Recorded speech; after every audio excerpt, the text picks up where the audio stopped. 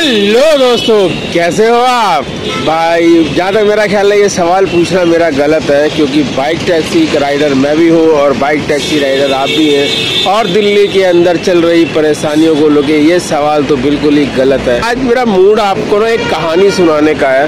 तो मैं रोड पे चलते चलते एकदम कहानी याद आई। ये कहानी जो है आज़ादी से पहले की है। आज़ादी के पहले जो राजाओं महाराजाओं का टाइम हुआ करता था ना, जिस टाइम अंग्रेज जो है हमारे देश में आए थे और हमारे पूरे देश पे कब्जा कर लिया, ये कहानी लगभग उसी टाइम की है।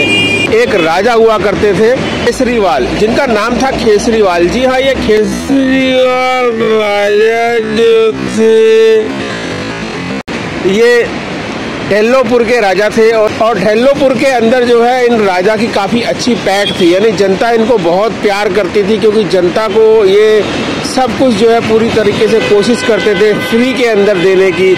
कोई टैक्स नहीं लेते थे, कुछ नहीं लेते थे। जनता धीरे धीरे इनसे बहुत हद से ज़्यादा प्यार करने लगी, और उस प्यार का असर ये हुआ कि इनके राज्य जो है वो बढ़ते चले गए। ढेलोपुर के बाद जो है साम्राज्य बढ़ता चला गया और एक और क्षेत्र पर जो है इनका कब्जा हो गया।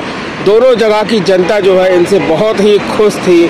तभी अचानक जो है अंग्रेजों का आगमन हो गया हमारे देश के अंदर, और अंग्रेजों ने सभी राजाओं से संपर्क करना चालू कर दिया अपनी कंपनी को बड़ा करने के लिए, क्योंकि उनको जो है अपने यहाँ का सामान इंडिया में बेचना था। और हमारे जो राजा हैं केसरीवाल, उनकी पॉलिसी थी पूरी जनता को सब कुछ सस्ता और लगभग मुफ्त में देने की। तो हम कंपनियों ने केसरीवाल जी से संपर्क किया, और संपर्क करने के बाद उन्होंने एक उनको ऐसी मशीन दिखाई, जैसे आज आप थैली वाला दूध पीते हैं, तो पुराने टाइम के जो वासी थे उनको जब ऐसी मशीन दिखी तो उन्होंने उसको लोहे वाली भैंस कह दिया, क्योंकि वो लोहे वाली मशीन से दूध निकला करता था, और वो दूध जो है थैली के अंदर आज भी आप पीते हैं अलग अलग कंपनियों का।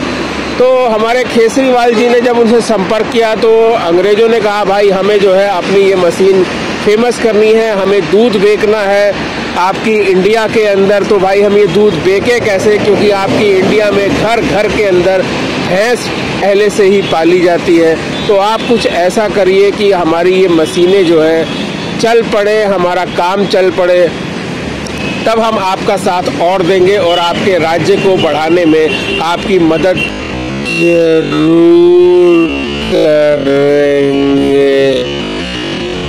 हमारे केसरीवाल जी ने अपने वजीरों को बुलाया, तो हमारे केसरीवाल जी के वजीर उन्होंने उनको एक बहुत ही अच्छा आइडिया दिया कि आप एक काम करिए, आप भैंसों के ऊपर टैक्स लगा दीजिए।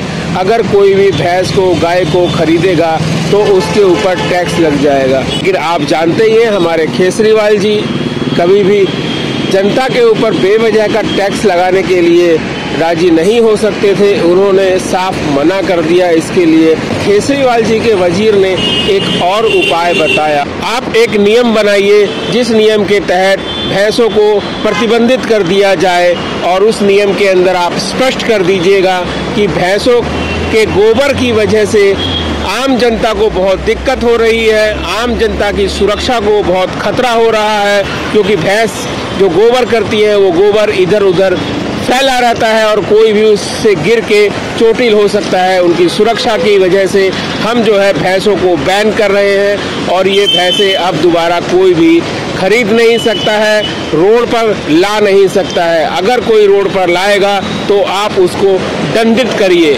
इससे होगा क्या कि अंग्रेजों के द्वारा जो दूध वाली मशीन लाई गई है लोहे की, उसको सभी दूधिए, सभी घर वाले जो अपने घर के अंदर गाय भैंस बकरी पालते हैं उनके सामने मजबूरी हो जाएगी, क्योंकि भैंसों के ऊपर प्रतिबंध लग चुका है और उनका काम जो है वो रुक चुका है। उनका दूध बिकना बंद हो जाएगा, क्योंकि जब भैंस ही नहीं रहेगी तो वो दूध कहाँ से बेचेंगे।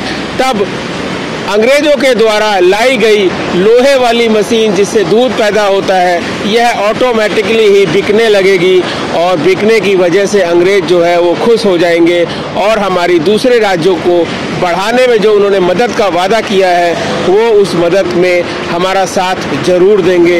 तो इस तरह हमारा दोनों काम हो जाएगा, हमारा राज्य भी बढ़ जाएगा।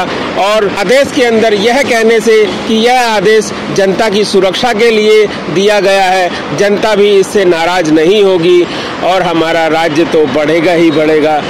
तो मेरी इस बात से आप क्या समझ रहे हैं? उम्मीद करता हूं मैं जो समझाना चाह रहा हूं वो समझ ही रहे होंगे आप। मिलते हैं नेक्स्ट वीडियो के अंदर। कहानी कैसी लगी इसके बारे में ज़रूर बताइएगा कमेंट्स के अंदर।